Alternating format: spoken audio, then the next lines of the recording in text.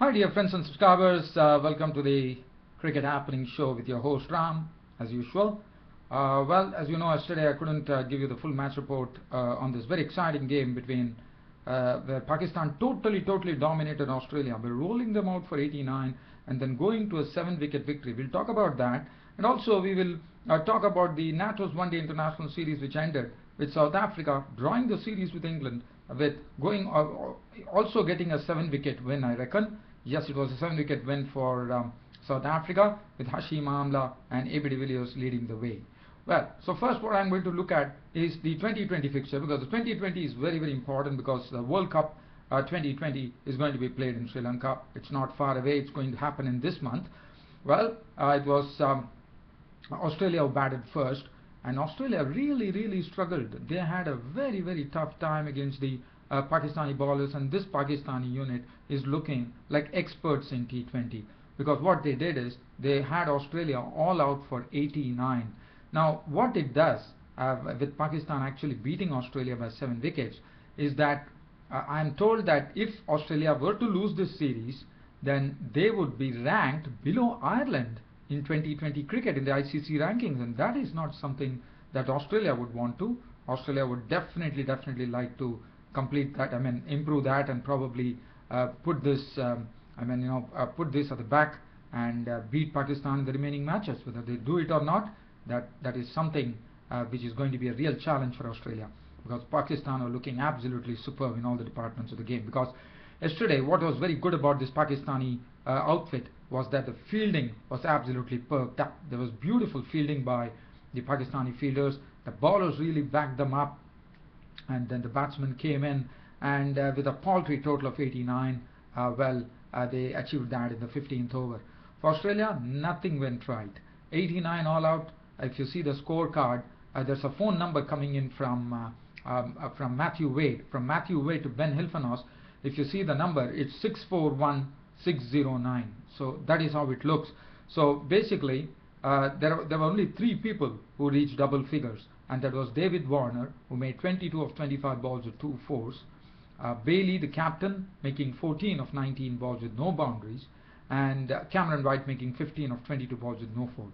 Now if you look at this particular total of Australia, which makes it's very harder to understand, because the score of 89, the total boundaries scored were only 3 boundaries. So 12 runs were taken by boundaries, no sixes, and that was what the Pakistanis did. The Pakistani bowlers had a stranglehold on the Australians, and they really strangled them hard. Shane Watson was out for 8. These are all the single figures. There are only 3 people who reached double figures. Shane Watson's LW bowled Umar Gul for 8. 22 as I already spoken about. Michael Hussey contributed 1. Hussey went for 3. Maxwell couldn't do anything. He was out for 4. Matthew Wade was out for 6. Cummins out for 1. Doherty not out 6. Elfenos not out for a duck. 89 all out in the 20th over. Look at the bowling figures. Mohammad Hafiz 2 for 24.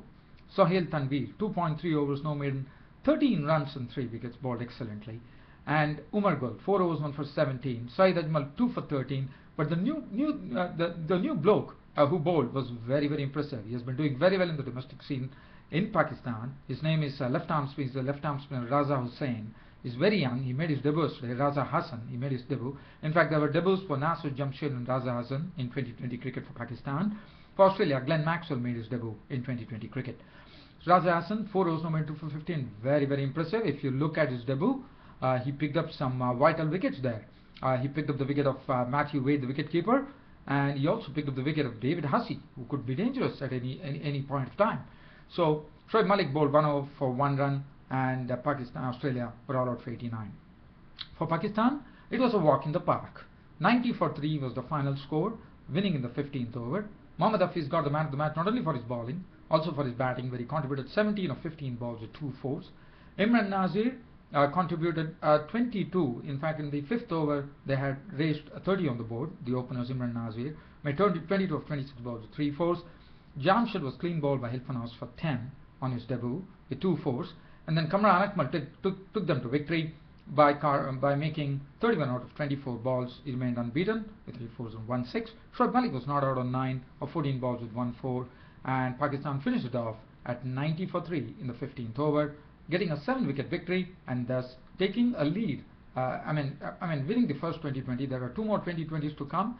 The second 2020, it is going to be between Australia versus Pakistan at Dubai, the same ground, on September the 7th. Well, now looking at the bowling figures for Australia doesn't make any happy reading. Glenn Maxwell bowled 2 overs which cost him 25 runs. Ben Hilfenhaus 3 overs cost him 18 runs and 1 wicket. Cummins 3 overs 1 for 14. Doherty 3 overs none for 12. And Shane Watson 2.5 overs no more than 1 for 9 and 1 over for 12 runs for Cameron White. Now, as I said, Pakistan leads the 3-match series 1-0. The second match is going to be played in Dubai International Cricket Stadium on 7th of September. Now, what Australia needs to do is they definitely need to win, because otherwise they would be in danger of actually being ranked below Ireland in the 2020 rankings, and that is not something Australia wants. And I'm sure Australia are a very determined team. They will accept this challenge, and I'm sure we are in for some real determined Aussie lineup coming in and probably stunning Pakistan. Whether Pakistan is able to stop Australia, do that would be something very good to see. It would be a real challenge for both the teams, and let's see who wins. So that would take place on 7th of September at the Dubai International Cricket Stadium, the second 2020 match. Now we go on to the NatWest One-Day International Series, which culminated yesterday with South Africa levelling the series with England by going to win by 7 wickets at Trent Bridge in Nottingham. England were the ones who batted first, were never impressive. If you see their score, they were all out for 182. They really struggled. Peterson, the bowler, the spinner, gave them the breakthrough by taking Bell's wicket. As you know, 3 wickets I had spoken about yesterday when I was giving you the live update. After that, Alistair Cook contributed 51 of 72 balls with 6 fours. Morgan was out for a duck. Keith Sweeter and Chris Wokes contributed 33 apiece. The only thing was Keith Sweeter was out for 33 with 3 boundaries of 53 balls, and Chris Wokes was not out on 33 of 44 balls with 3 fours, and that was what enabled England to at least get 182 on the board. So 182 all out England.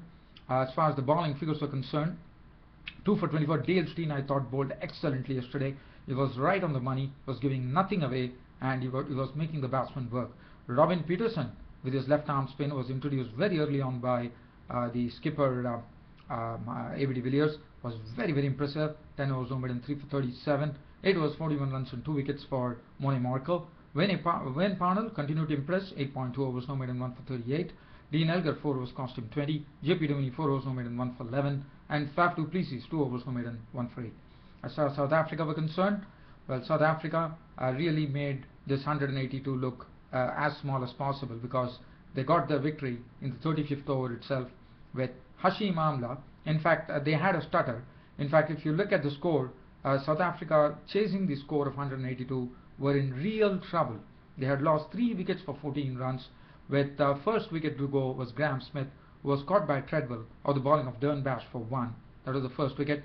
Faf du Plessis and Dean Elgar were identical victims, caught behind or the bowling of Anderson for 3 and 1 respectively, and that made the score 14 for 3 in the 5th over. And then it was a repair job. But it was not only a repair job. They not only repaired the innings, but in fact they took the South African team to victory without any further mishaps. So that was the good part of it. Hashim Amla was absolute brilliance with his unbeaten 97 of 107 balls with 9 fours and 1 6. Truly deserved a century. Just 3 runs eluding him there. And A.B. de Villiers, the captain, had an unbeaten 75 to his name of 79 deliveries, 10 fours and 186 for 3 on the board. South Africa going home and leveling this NatWest One-Day International Series. Now, looking at the bowling figures there, so also the player of the match, Hashim Amla took all the honours as far as this particular NatWest One-Day International Series was concerned. He was named man of the series, and he was also given the man of the match. The bowling figures: Anderson 9 overs, 2 maidens, 241. Dern Bash was very costly, 7.3 overs, no maiden, 56 runs on 1 wicket. Chris Wokes 6 overs, went for 35. Treadwell 6 overs, cost him 30. Sumit Patel bowled 2 overs for 11. Ravi Bopara 4 overs, no maiden, none for 12. It was all over. The 5-match series was drawn 2-2. Now, the only thing that I would like to say here is Basically, England couldn't put a good score on the board. 182 was never going to be, never going to be tough for South Africa. In fact, yes, they definitely had a stutter. They lost those 3 wickets for 14 runs, but as the amount of talent that is there in South Africa, the captain and Hashim Amla seeing to it that they not only won but without losing a single wicket. So that showed their determination, and they had a series leveling victory. Well, well, dear fans, friends, and subscribers, I don't have anything else to share. Unfortunately, at this point of time, I would like to conclude my Cricket Happening show for today, and we'll be seeing you all tomorrow. Until then, it's goodbye from your host Ram. Thank you.